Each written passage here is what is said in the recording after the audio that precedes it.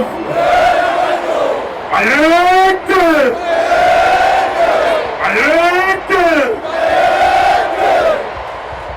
siyabonga kakhulu asibonga umongameli wezwe Matamela ngomsebenzi omkhulu kangaka osenzela isizwe nathi singofakazi sibonile isitifiketi sikhulu sihle singaphezulu kwaZulu emakheni usuke lukhulu kakhulu siyasibona isilo namhlanjena esosukumisa ijaji uMuhe ngoba usuku nje luyisibusiso kufanele kusayindwe phansi abe khona ofakazi hlangana ipeni no-ink uma uZulu ejabula uma seliphumile ilanga